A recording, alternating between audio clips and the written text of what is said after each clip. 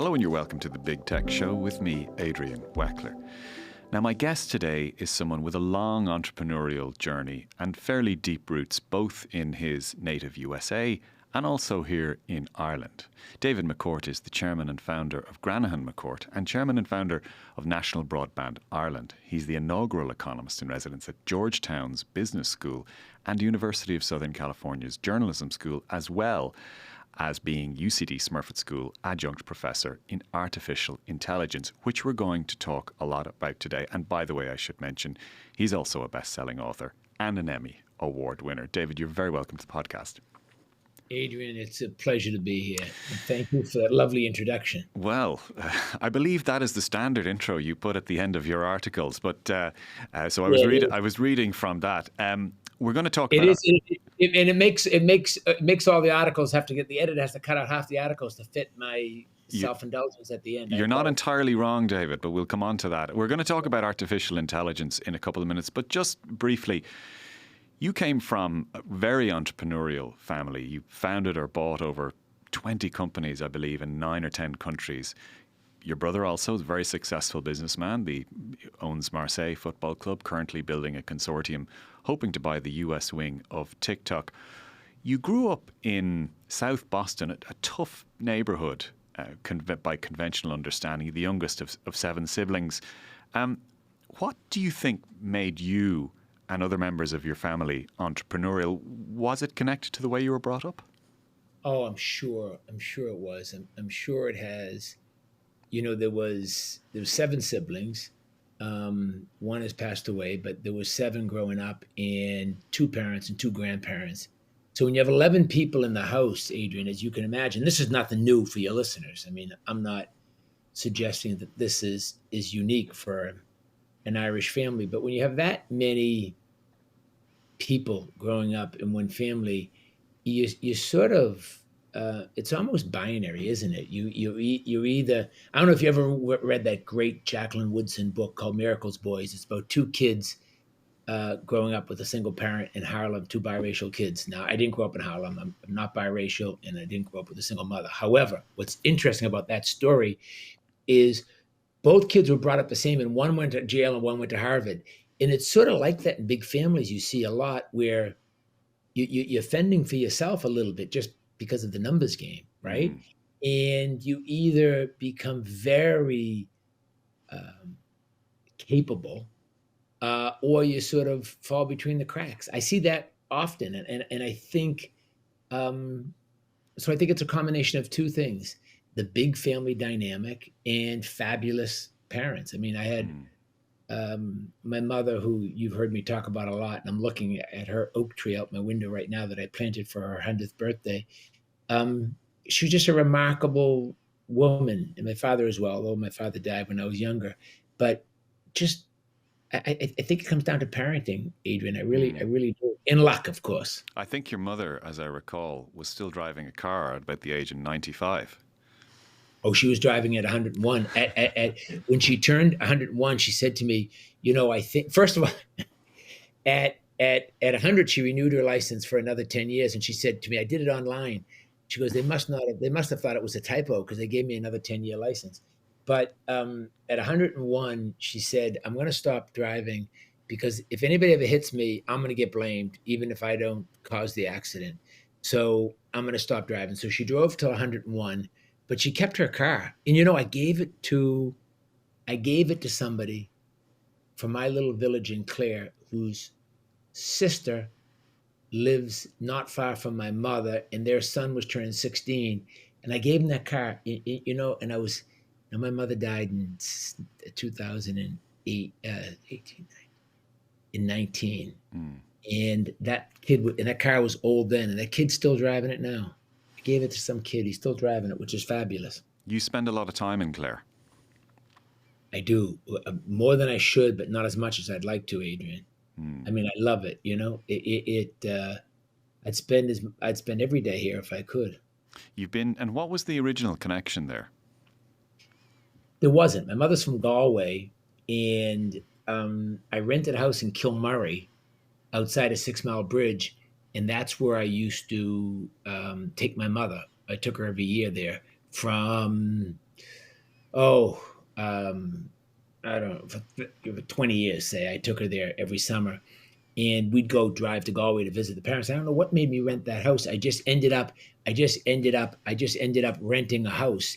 And then this house that I'm in now I'm the second owner in 700 years of this property. This house, 700 years. 700 years, it was passed down from father to son. And the last brother and sister that lived here, the brother died in a car accident. And then eventually, when the sister died, there were no other relatives. And I bought it in auction. And it's been a blessing. It's a magical piece of property. And, I've had stonemasons trying to put the thing back together. It's an old farm with lots of outbuildings. So, I'm but trying to just imagine what the sense of responsibility is, though, on something that's been there for 700 years. And you must be thinking, I better keep this going for at least another 50 or 100 years. Well, that's the conversation I have with my kids all the time about, because I'm forever planting trees here, Hmm. uh, whose shade I'll never sit in, but not my quote, obviously. It was at Walt Whitman or someone, right? Hmm. But I'm putting a huge amount of time and money into it, but I love it. I love every Hmm. bit. I love every bit of it. Love every bit of it, and people will enjoy it. I hope for another long while. Well, from beautiful Clare, you've been writing in our newspaper, the Irish Independent, about plans and aspirations that you have around artificial intelligence. Particularly, you write that you're going to be stepping up efforts to try and advance Ireland's position in helping to write the world's AI rules. What do you have in mind exactly with that? Well, let's put my statement in context, Adrian. I think we'd agree that the public is not well served when the loudest voices, whether they come from the private sector or the public sector, can't really explain their point or the purpose of what they're saying, or the cause and effect, right? So, and right now we're entering a phase where AI is not like the internet, which is going to change sort of everything relatively slowly. It's really going to change the whole human experience. Mm. And someone has got to take a leadership position around that. And in the old days, we all looked at big countries to sort of Mm-hmm. England, United States as two examples to set sort of the rules for civilized society. And that's temporarily on hold. I hope temporary. I'm going to say temporary because I don't want to think it's permanent, but that's Because why? Because those societies politically are getting polarized, or they're fighting with themselves. Why is it on hold? well because you're exactly right. They can't make any decision. They when I worked for Tip O'Neill, who's a great Irish American politician, Speaker Speaker of of the the House. House, yeah. Yeah, and I had my little desk outside his, and he'd come back from the floor of Congress, and I'd stand up when he walked by my little desk, and I'd say, "Mr. Speaker, how'd we do today?" And he would say, "We got half, Davy. We got half." Why he called me Davy, I have no idea, but he said we got half, and that was what people thought seemed to make sense. If Adrian has a point of view and David has a point of view, and we each get sort of half what we want, it's it's probably right. It's probably in the middle is probably okay. Now it's all or nothing, and it isn't so much to win because you have total conviction and a plan for your point of view. It's to attack the other side. It's sort of like politics is sort of like, don't vote for Adrian because he's evil. Vote for me. But there's Mm. no, well, what am I going to do about it? It's just like the other side is evil, and there's this infighting. So for nearly 20 years, nothing significant has come out Mm. of those two countries. Think of what a waste of money Brexit is. Think of how polarized we're going to be for the next 4 years, no matter who gets elected. So, Do you have any skin in the game as an American citizen with a big election coming up? Do you care? Do you have a viewpoint either way?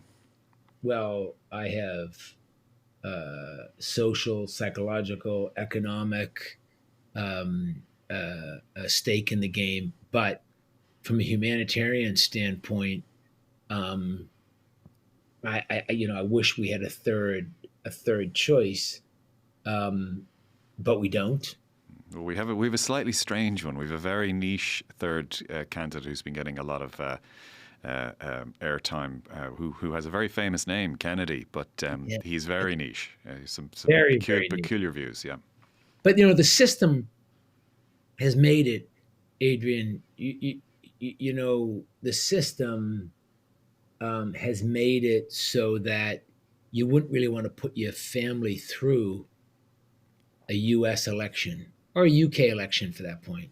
I saw the Mm. debate today. You wouldn't want to put yourself through an election. We're lucky. We have a relatively sound, stable political system in this country. If you live here and you don't travel around the world like I do, you might think it's crazy, but it's pretty stable and sound. America and the UK have just gotten to the point where they can't get anything done. So that comes back to your earlier question. Mm. So who is it that's going to get something done? Well, you have three sort of players here, right? You have the political system, you have business, then you have society, individuals.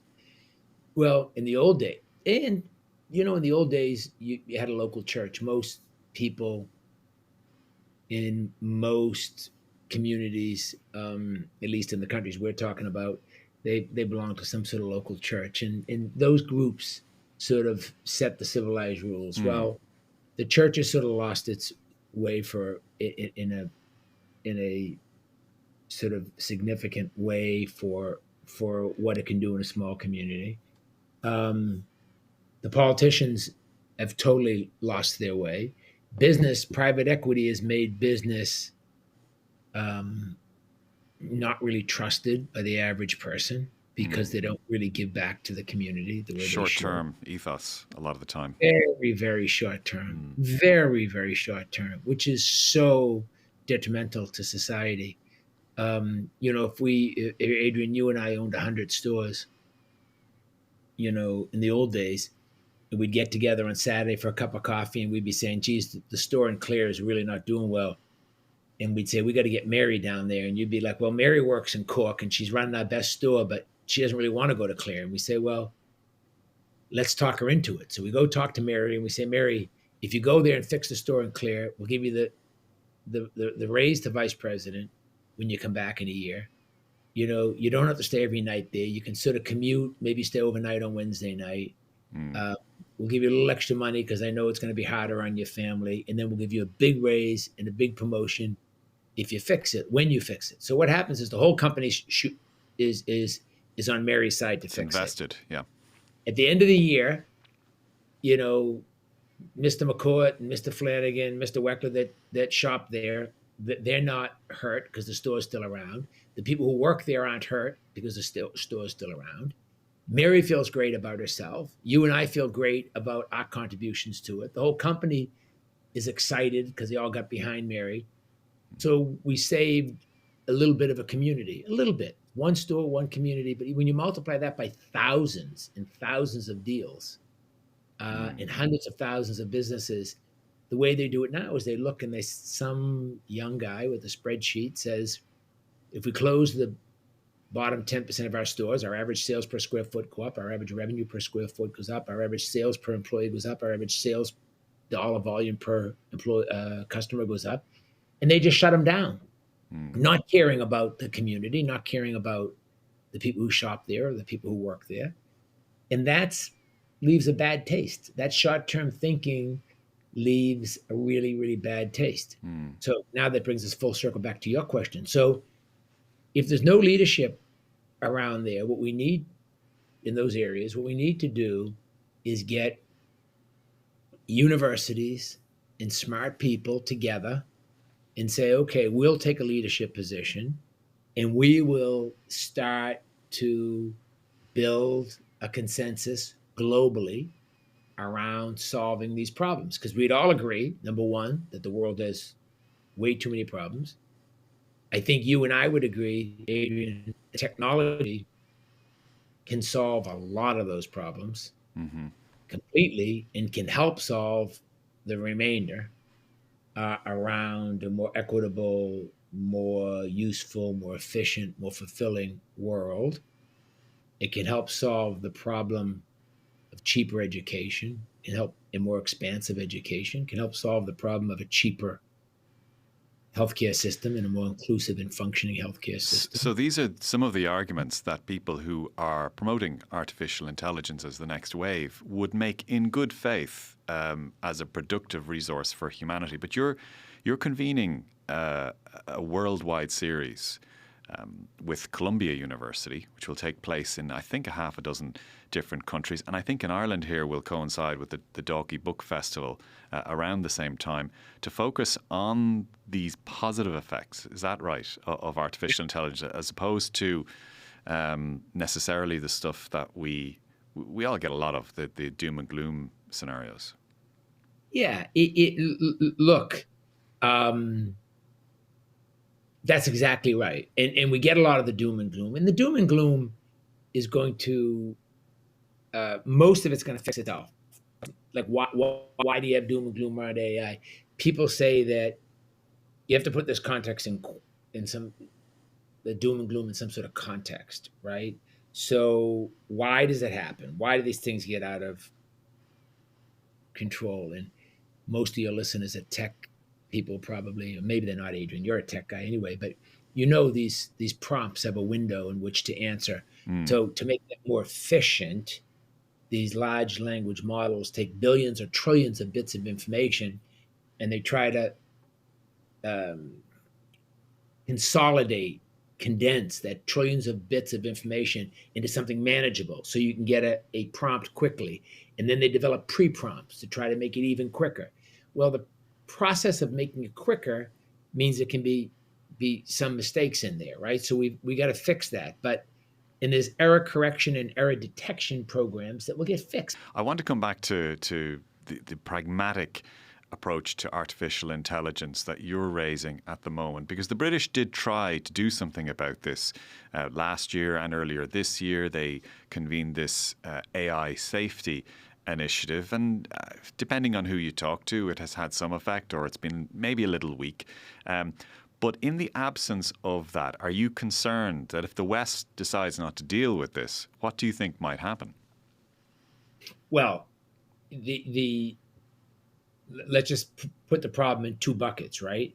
The bucket of bad people, and that's what politicians should focus on. How do you put bad actors in a box, right? Someone who wants to steal something, someone who wants to hurt someone who wants to do something they're not supposed to do. So the UK is focused on policies to protect us from those who want to abuse AI. And that's a government's job, is to put some corners around bad actors. And the governments will be too slow because they don't understand technology, but they'll get there eventually.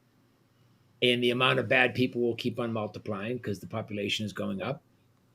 But we also need to focus on the technology that's going to fix the mistakes, which there's a lot of people work on error correction and error detection. But I want to focus on how we can use AI to do things like prevent fake news, how we can use AI to lower the cost of education, how we can use AI to lower the cost of healthcare. So those are the sort of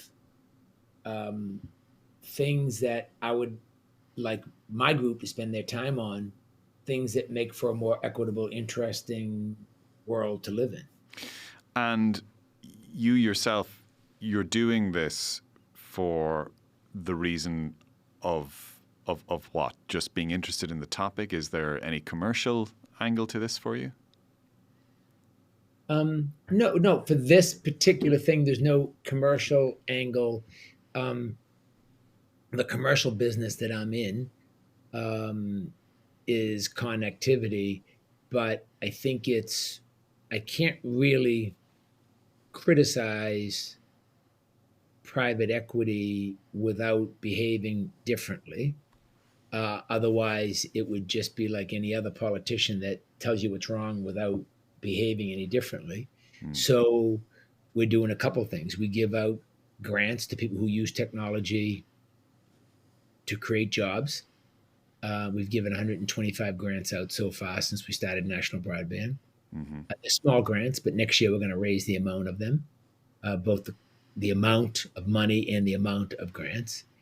And we're also trying to bring together the best and brightest people around the world to share experiences around AI and how it can be used to make a more equitable, interesting world for all of us. So those last two things, the grants and the AI work, they don't they cost money. They don't make money, but they it's sort of your obligation as a business person if you're making money um, on connectivity, not to be ignoring the problems that connectivity, the internet, and technology creates. Right? Mm. Otherwise, my criticisms wouldn't be just.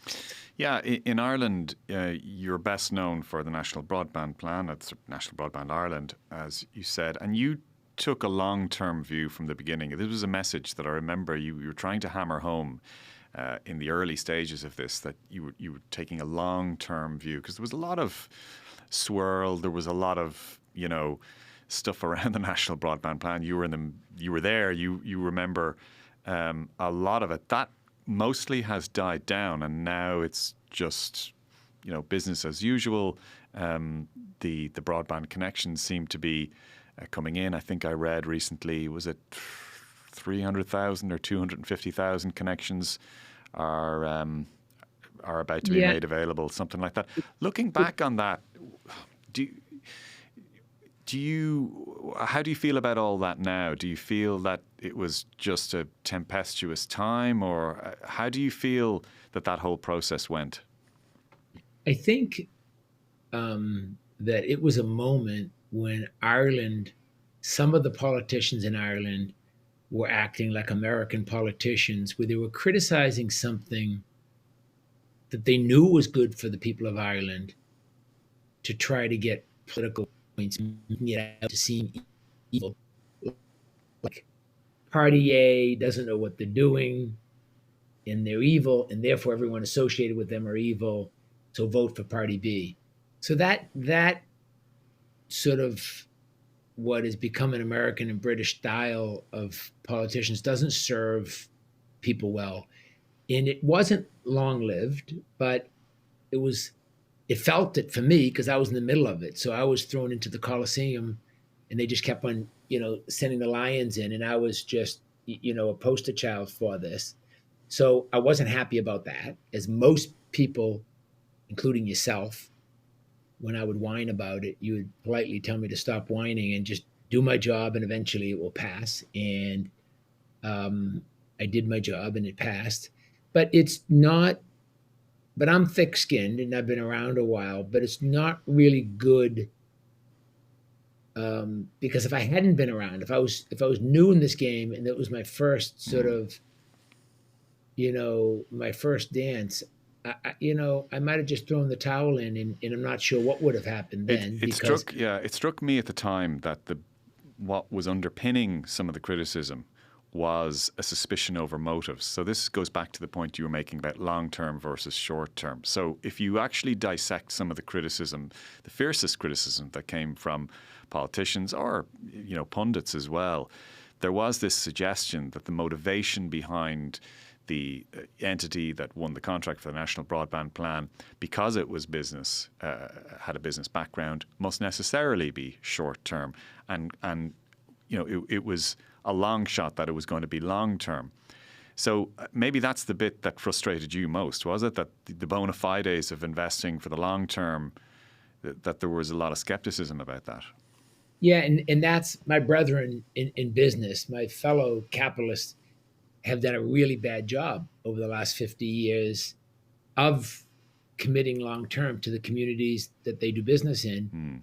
And Adrian, that's so for that, as a member of the business community, I deserve that because my brothers and sisters in that community have done a really bad job of being long term. So Yeah, well, because in Ireland we have a certain legacy with, in particular, with telecoms. So maybe that's where some of that was coming from.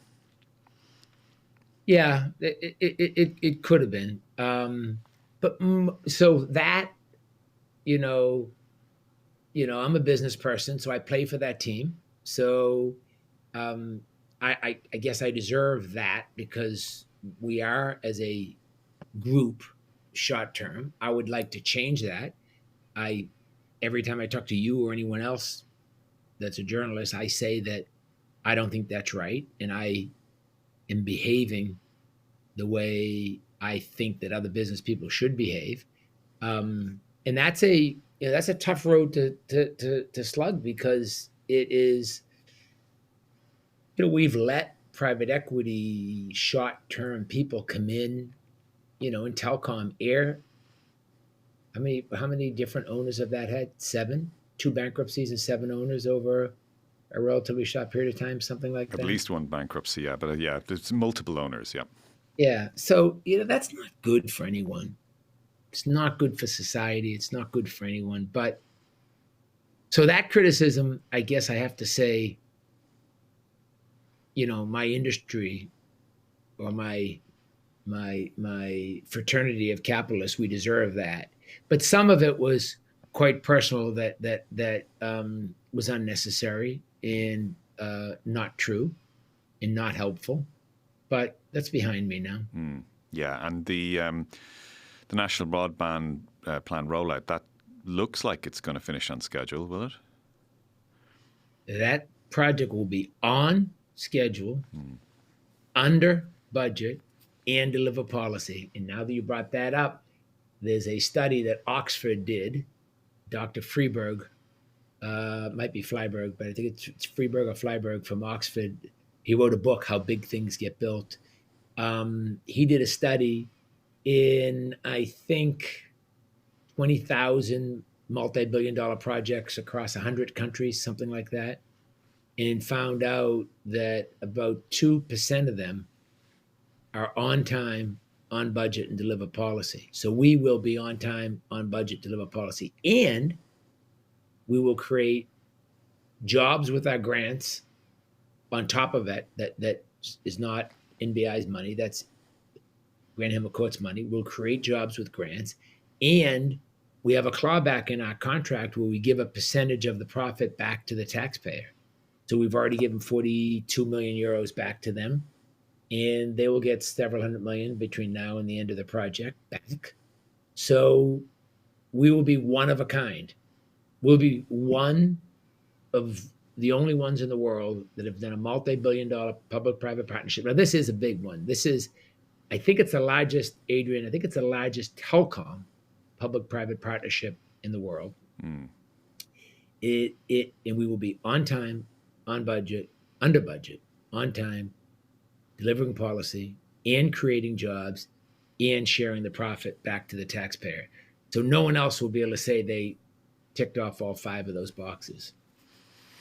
And do you think any other countries are looking at this and thinking, we might be able to do that?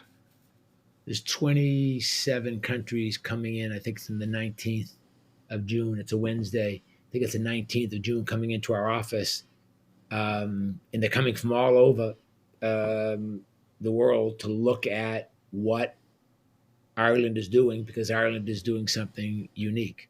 So that will be, it's a big deal for Ireland to be able to host all of the European Union, plus others, to see how they did it. It's the only country in Europe, Adrian, that's wiring everyone. Everyone else leaves 20%, 25%, 10%, 7%, some percent unwired. Ireland was bold. But what the taxpayers should need to understand is the actual cost is far, far less for a couple of reasons. One, we're going to give a piece back. Two, we're going to be under budget. Two, we give a piece of our profit back to the government.